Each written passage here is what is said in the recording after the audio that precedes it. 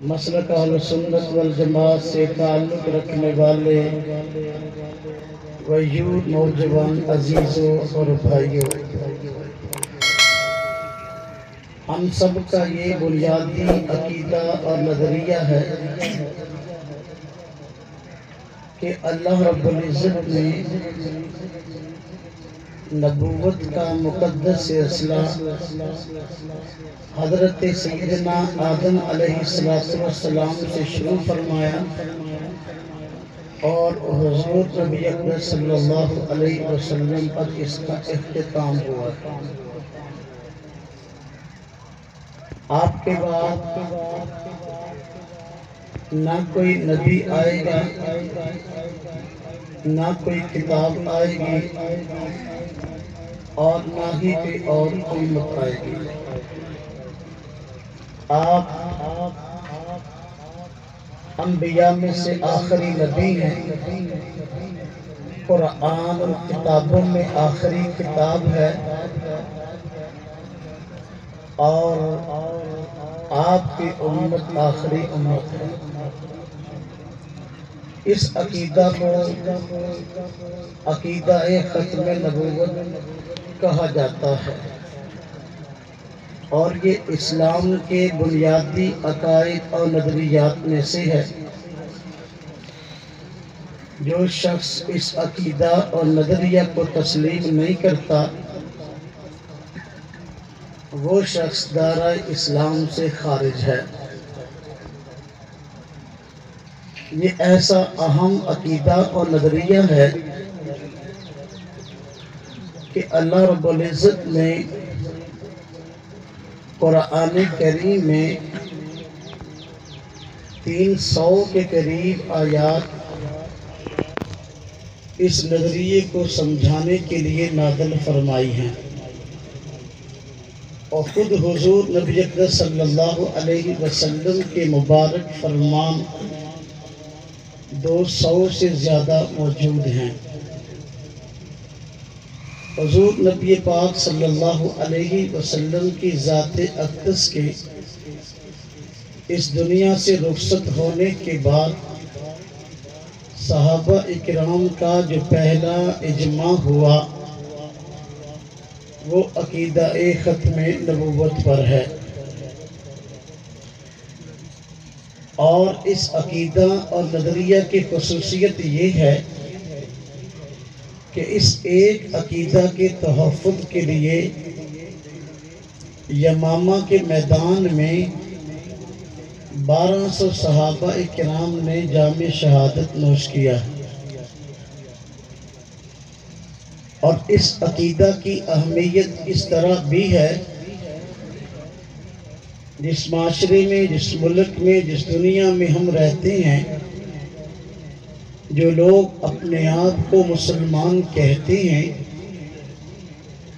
عموماً اس نظریہ اور عقیدہ کے قائل ہیں۔ اگر یہ اسلام کا بنیادی عقیدہ اور نظریہ نہ ہوتا تو مختلف مسالک کے لوگ اس عقیدہ اور نظریہ کے قائل نہ ہوتے۔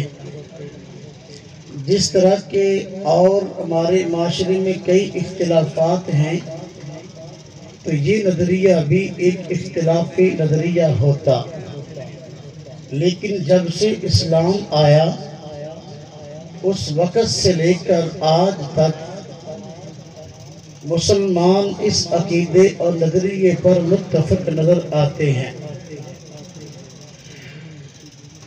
اللہ رب العزت نے اس عقیدہ اور نظریہ کو بیان کرنے کے لیے قرآن کریم میں 300 سے زیادہ آیات کو نازل فرمایا ہے۔ حضور نبی پاک صلی اللہ علیہ وسلم کے آخری نبی ہونے پر قرآن کریم کی جو سب سے واضح نص اور آیت موجود ہے، سورہ احزاب کی آیت ما کان محمد ابا احد من رجالکم ولکن رسول اللہ و خاتم النبیین، یہ آیت مبارکہ ہے۔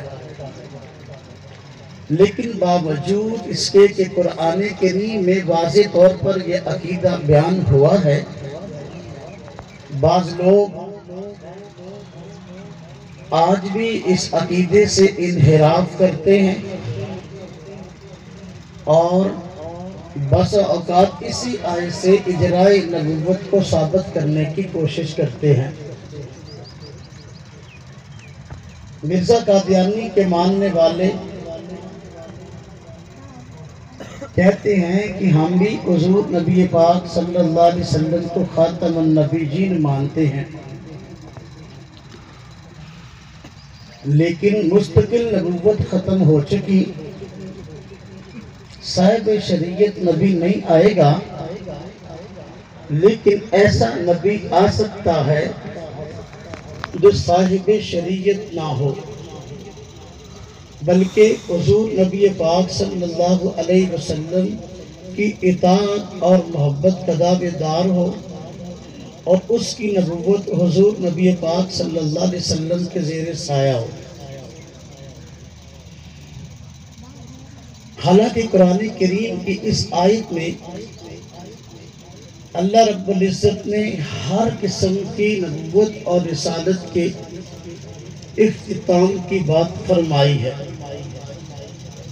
اللہ پاک فرماتے ہیں مَا كَانَ مُحَمَّدٌ أَبَا أَحَدٍ مِّن رِجَالِكُمْ، حضرت محمد صلی اللہ علیہ وسلم تو مرد میں سے کسی کے باپ نہیں ہے، ولیکن رسول اللہ، لیکن اللہ کے رسول ہیں، وخاتم النبیین، اور نبیوں کے سلسلے کو ختم کرنے والے ہیں۔ حضور نبی پاک صلی اللہ علیہ وسلم کے بعد کوئی نیا نبی پیدا نہیں ہوگا۔ اللہ پاک نے قرآن کریم کی اس آیت میں جہاں یہ فرمایا ولیکن رسول اللہ، اللہ کے رسول ہے، آگے یہ نہیں فرمایا وخاتم المرسلین۔ کیوں؟ اس لیے کہ کوئی آدمی مستقبل میں یہ نہ کہے کہ اب رسول تو نہیں آ سکتا لیکن نبی آ سکتا ہے۔ ولیکن رسول اللہ فرما کے وخاتم النبیین فرما دیا، اس سے رسالت کے ختم ہونے پر بھی وضاحت فرما۔ قرآن کریم کی شرح کرنے کے لیے آئے تھے، ہم کہتے ہیں اس آیت میں ہم حکم، فیصل اور جج حضور نبی پاک صلی اللہ علیہ وسلم کی ذات اقدس کو بنا لیتے ہیں۔ حضور نبی پاک صلی اللہ علیہ وسلم فرماتے ہیں لا رسالت بعدی ولا نبوت بعدی، فرمایا میرے بعد کسی قسم کی کوئی رسالت بھی نہیں، کسی قسم کی کوئی نبوت بھی نہیں۔ آپ جانتے ہیں کہ لا نبوت بعدی ولا رسالت بعدی، رسالت اور نبوت کے لفظ سے پہلے لا موجود ہے جو لائے نفی جنس ہے، اور ہر قسم کی رسالت اور ہر قسم کی نبوت کے ختم ہونے پر دلالت کرتا ہے۔ نہ تو کوئی مستقل نبی آ سکتا ہے اور نہ کوئی ذلی اور بروزی آ سکتا ہے۔ اس قدر واضح نص ہونے کے باوجود قادیانی اس بات کے منکر ہیں کہ حضور نبی پاک صلی اللہ علیہ وسلم آخری نبی ہیں۔ ایک آدمی مجھے کہنے لگا کہ آپ لوگ کہتے ہیں کہ مرزا غلام احمد قادیانی جھوٹا ہے اور اس کے ماننے والے قادیانی جھوٹے ہیں، تو وہ بھی تو کوئی دلیل دیتے ہوں گے، تو جھوٹے کیوں ہیں؟ اور جو وہ دلیل دیتے ہیں وہ دلیل ہے کیا؟ میں نے کہا ہمیں پہلے تو یہ چاہیے کہ اپنے دلائل کو معلوم کریں اور پھر فریق مخالف کی دلیل اگر ہے معلوم کرنے کے بعد اس کا جواب تلاش کریں۔ یہ عجیب فضا چلی ہے کہ ہم اپنی دلیل جاننے کی بجائے بسا اوقات فریق مخالف کی دلیل کے جاننے کے در پہ ہو جاتے ہیں. یہ بالکل بے وقوفی ہے. مجھے کیا نہیں لگا کہ جو دلائل یا جو دلیل وہ پیش کرتے ہیں ان دلیلوں کی کیا حیثیت ہے. میں نے کہا ان دلیلوں کی صرف حیثیت اس قدر ہے کہ جیسی کہ ایک مدعی نبوت نے دلیل دی تھی. کہنے لگا وہ کیا؟ میں نے کہا ایک شخص کھڑا ہوا اور نبوت کا دعویٰ کیا اور ایک آنکھ سے کانا تھا. لوگوں نے اس کو کہا کہ ہم تجھے نبی کیسے مانے؟ اپنی نبوت پر کوئی دلیل پیش کرو. حالانکہ مدعی نبوت سے دلیل مانگنا ہی غلط ہے. جب کسی قسم کی نئی نبوت اور رسالت کا اسلام میں تصور ہی نہیں تو پھر دلیل مانگنے کا جواز کہاں سے ثابت ہوگا؟ وہ شخص ایک آنکھ سے کانا تھا. لوگوں نے دلیل مانگی کہ تیرے پاس اپنی نبوت پر کوئی دلیل ہے تو قرآن سے پیش کرو. تو اس نے قرآن کریم کی ایک آیت پڑھی اپنی نبوت پر. کہنے لگا کہ میری نبوت پر دلیل یہ ہے، قرآن کریم میں آیا ہے کانا نبیہ. کیا آیا ہے؟ کانا نبیہ. اس کا مطلب ہے کہ کانا نبی ہے. تو لہذا میری نبوت پر قرآن میں دلیل موجود ہے.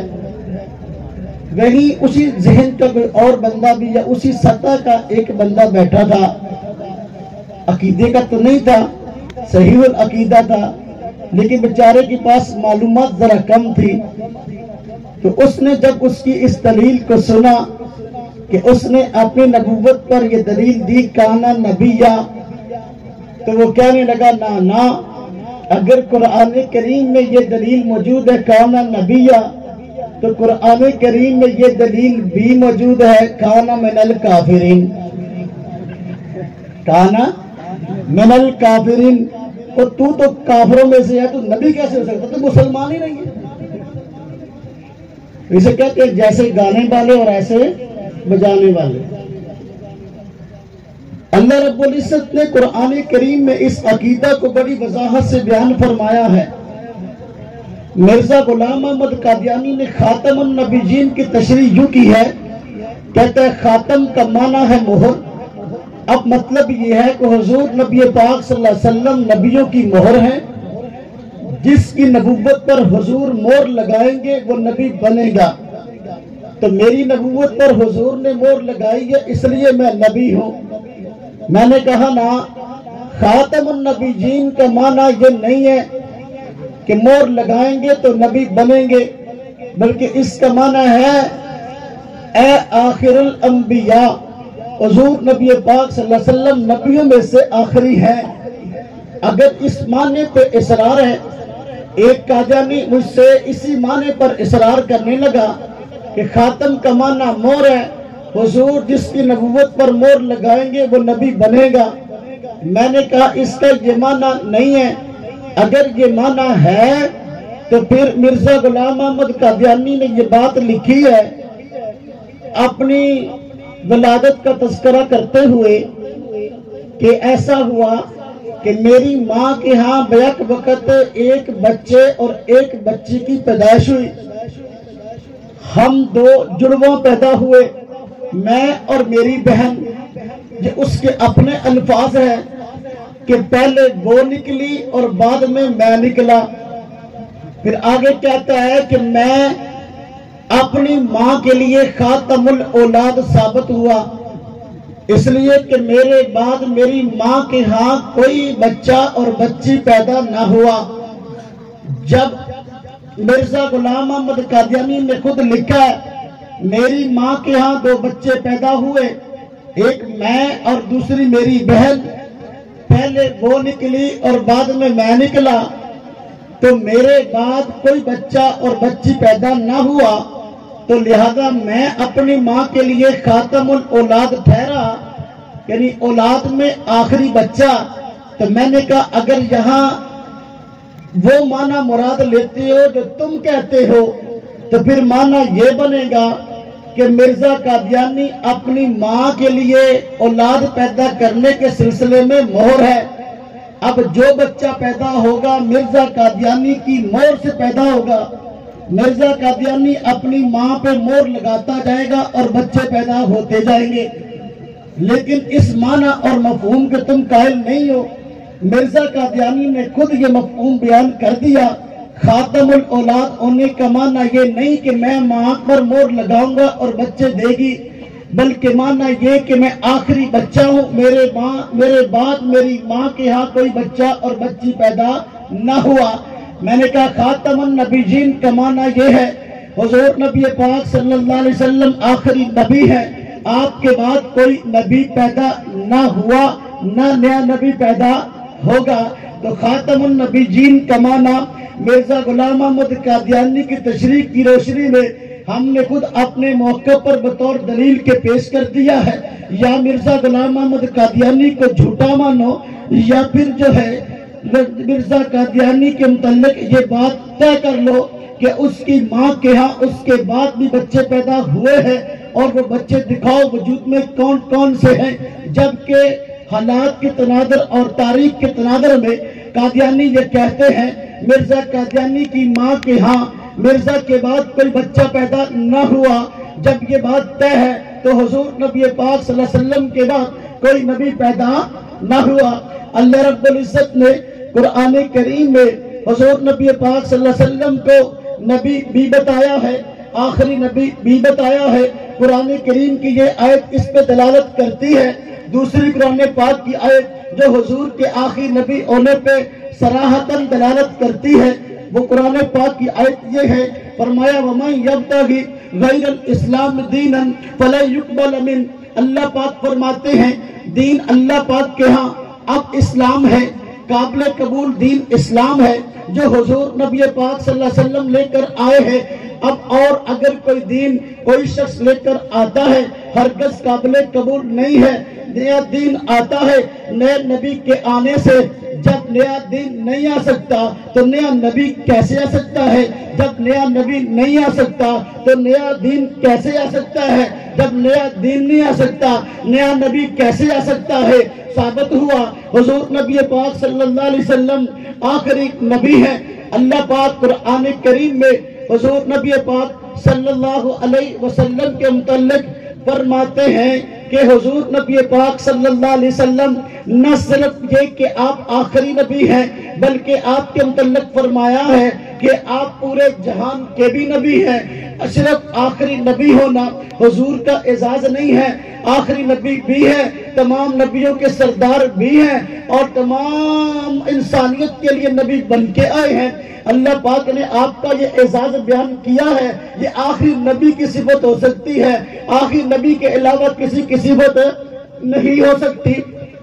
آج جو لوگ منکرین ختم نبوت ہیں وہ لوگ اجراء نبوت کے لیے کئی طرح کے ہتھکنڈے استعمال کرتے ہیں.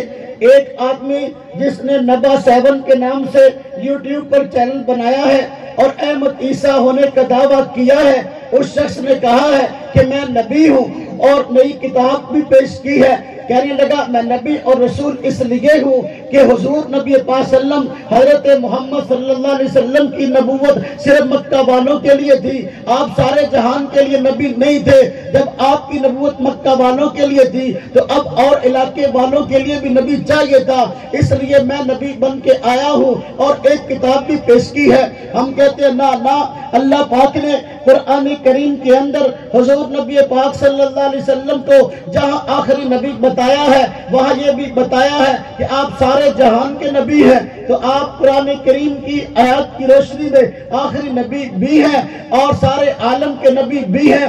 اس پر قرآن کریم کی کئی آیات موجود ہیں. آیت نمبر 1 اللہ پاک قرآن کریم میں فرماتے ہیں وَمَا أَرْسَلْنَاكَ إِلَّا رَحْمَةً لِلْعَالَمِينَ. اے نبی صلی اللہ علیہ وسلم ہم نے آپ کو سارے جہانوں کے لیے نبی اور رسول بنا کے بھیجا ہے. جب سارے جہانوں کے لیے نبی بن کے آئے ہیں. آپ عالم ارواح کے بھی نبی ہیں, عالم دنیا کے بھی نبی ہیں, عالم برزخ کے بھی نبی ہیں, عالم آخرت کے بھی نبی ہیں, سارے جہانوں کے نبی ہیں. اب کوئی آدمی اگر آپ کے بعد آتا ہے, وہ کہتا ہے کہ میں بھی نبی ہوں, تو کیا وہ سارے جہانوں کے لیے نبی ہوگا یا نہیں ہوگا؟ اگر کہتے ہو کہ وہ بھی سارے جہانوں کے لیے نبی ہے, جب یہ قرآن پاک کی آیت کہتی ہے یہ میرے حضور کی صفت ہے اور آپ کا خاصہ ہے, خاصۃ الشیء یوجد فیہ ولا یوجد فی غیرہ. جب قرآن کریم میں اللہ رب العزت نے آپ کا یہ خاصہ بتایا ہے کہ آپ سارے جہانوں کے لیے نبی ہیں, کوئی اور آدمی کہتا ہے میں بھی سارے جہانوں کے لیے نبی ہیں, تو پھر حضور کی صفت کیسے رہ گئی؟ معلوم ہوا یہ حضور کا خاصہ ہے, کسی اور کا خاصہ نہیں ہو سکتا. اب کوئی اور اگر نبی آئے اور وہ کہے دعویٰ نبوت کرتے ہوئے کہ میں نبی تو ہوں لیکن سارے جہانوں کے لیے رحمت للعالمین نہیں ہوں, سارے جہانوں کے لیے نبی نہیں ہوں, میری نبوت ناقص اور تھوڑی اور چھوٹی ہے, ہم کہیں گے کامل کے آنے کے بعد ناقص کی ضرورت باقی نہیں رہ جاتی, اس لیے کہ کامل کو لوگ دیکھ لیتے ہیں, کامل سے استفادہ کر لیتے ہیں. یہ دنیا کا قانون ہے, ہمارے معاشرے کا قانون ہے, ہمارے عرف عام میں ہے. جب ایک چیز اچھی موجود ہو, ایک چیز اعلیٰ صفات والی موجود ہو, ایک چیز اعلیٰ کوالٹی والی موجود ہو, تو اعلیٰ کے ہوتے ہوئے ادنا کی طرف توجہ نہیں کی جاتی. جب حضور موجود ہے, آپ کی لائی ہوئی کتاب موجود ہے, آپ کی لائی ہوئی شریعت موجود ہے, تو آپ کی موجودگی میں آپ کی شریعت کے ہوتے ہوئے کسی اور کی ضرورت نہیں رہ جاتی. اس لیے وما ارسلناک الا رحمۃ للعالمین, اللہ پاک فرماتے ہیں ہم نے آپ کو سارے جہانوں کے لیے رحمت بنا کے بھیجا ہے. آپ کا سارے جہانوں کے لیے رحمت بن کے آنا یہ آپ کے خاتم النبیین ہونے کی بھی دلیل ہے, سارے جہاں کے لیے نبی ہونے کی بھی دلیل ہے. سبحان اللہ. اللہ پاک قرآن کریم میں فرماتے ہیں دوسری دلیل, اللہ پاک فرماتے ہیں قل یا ایھا الناس انی رسول اللہ الیکم جمیعا.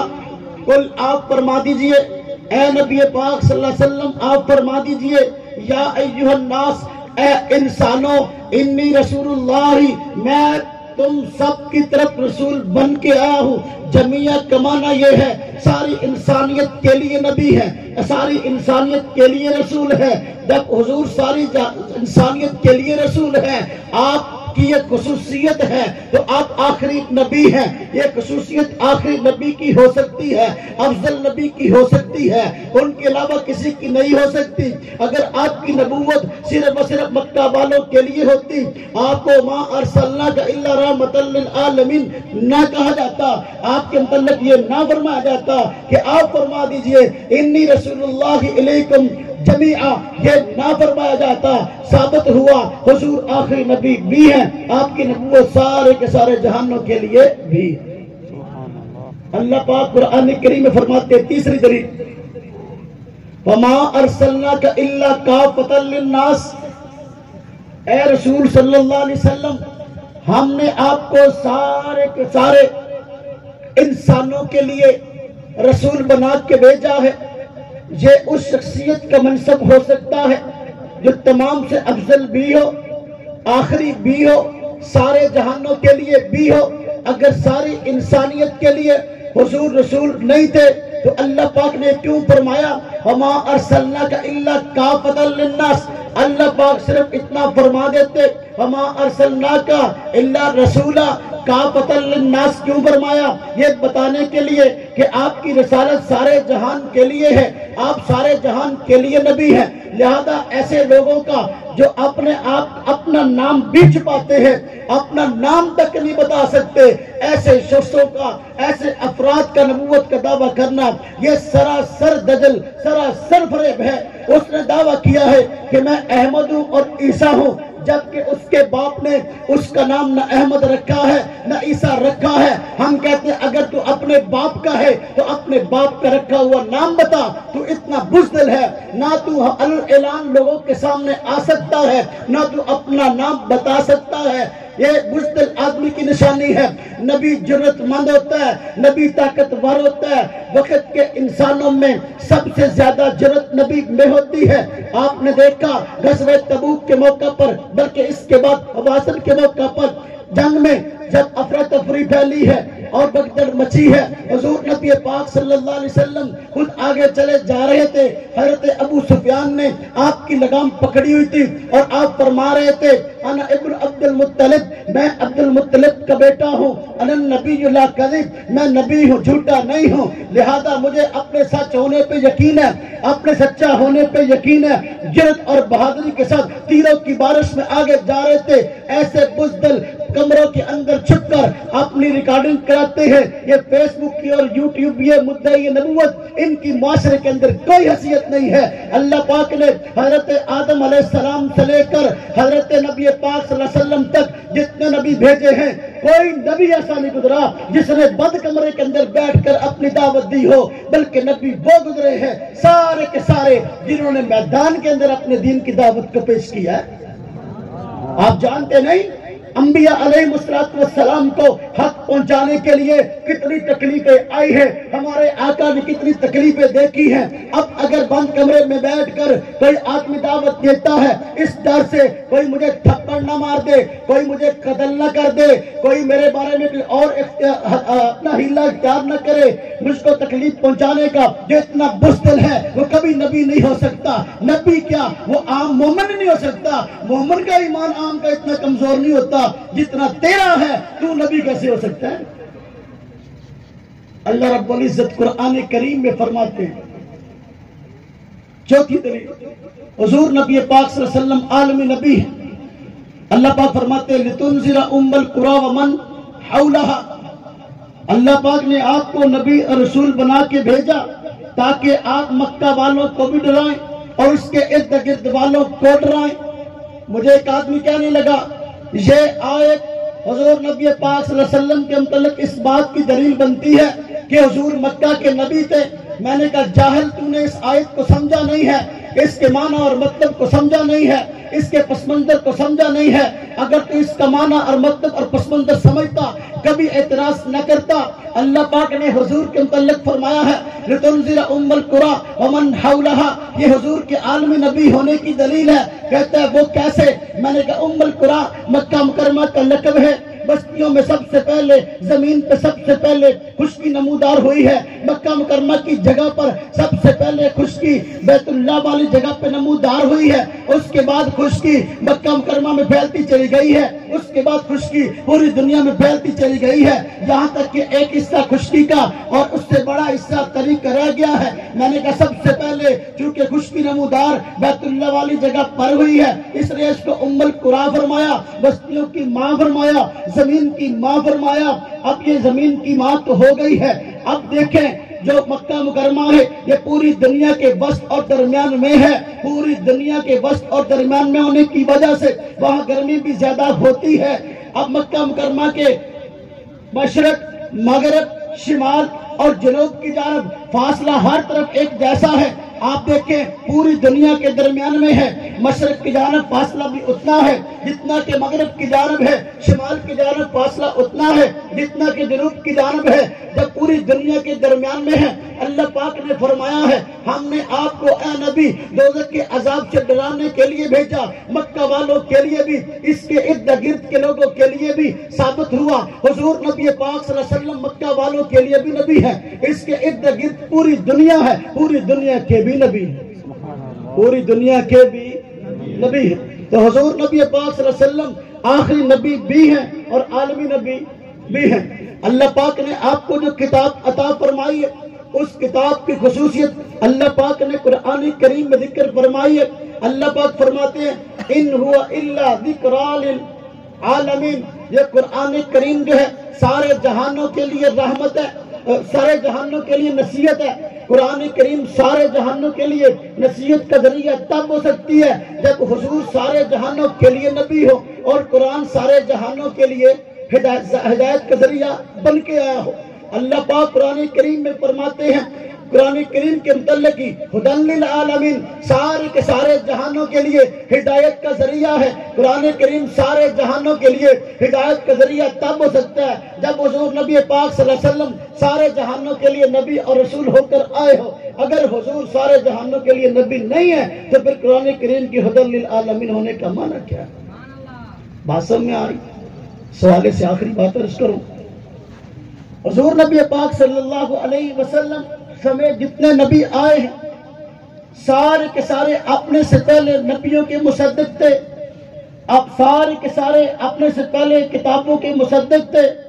مطلب یہ جتنے نبی آئے وہ خود بھی سچے تھے، انہوں نے اپنے سے پہلے تمام انبیاء کی نبوت اور رسالت کو بھی سچا جانا اور مانا اور لوگوں کے سامنے اس کا اعلان کیا۔ ان پر جو کتابیں اتری ان کو بھی سچا جانا اور مانا اور سچے ہونے کا اعلان کیا۔ لیکن جتنے جھوٹے مدعی یہ نبوت ہے یہ بسا اوقات اپنے فعل سے اور بسا اوقات اپنے قول سے یہ کہتے ہیں کہ قرآن کریم سچی کتاب نہیں ہے۔ جو آدمی جھوٹا مدعی نبوت ہے وہ صاحب کا کتابوں کا مصدق نہیں ہو سکتا۔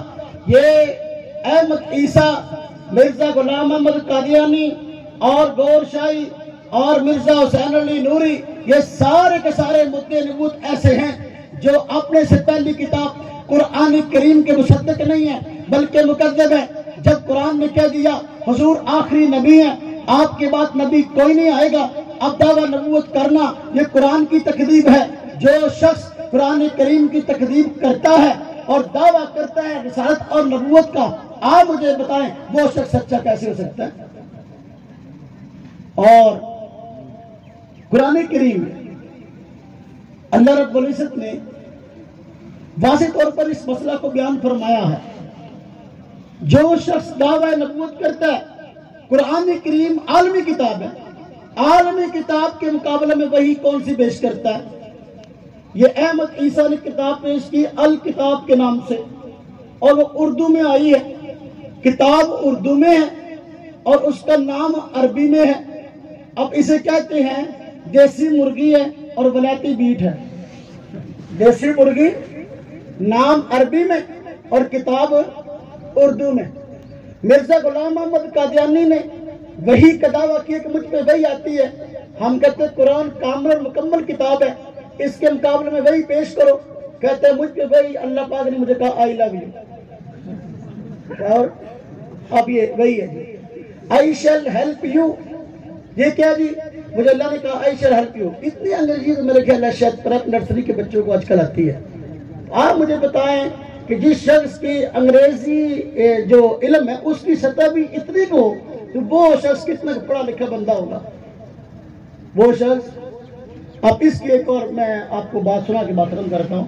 مرزا غلام احمد قادیانی کو اگر قادیانی نبی رسول بنانے میں تلے ہوئے اور کہتے ہیں اس میں وہی آتی تھی، اس کی ایک وہی یہ ہے، کہتا ہے مجھ کو الہام ہوا اور وہی ہوئی ہے، بابو الہی بخش چاہتا ہے کہ تیرا حیض دیکھے۔ بابو الہی بخش چاہتا ہے کہ بابو الہی بخش جو ہے نا وہ اس کے چاہنے والوں میں سے ایک تھا، تو مرزا قادیانی کا حیض دیکھنا چاہتا تھا۔ وہ آپ مجھے بتا دیں کہ حیض کس کو آتا ہے؟ جس شخص کا یہ حال ہو اور اب اس کی وحی کا یہ حال ہو، آپ مجھے بتائیں کہ اس کو نبی مان کر ہم نے کرنا کیا ہے؟ یہ قرآن کے بھی خلاف ہے اور حدیث کے بھی خلاف ہے، اجماع کے خلاف ہے، عقل کے بھی خلاف ہے۔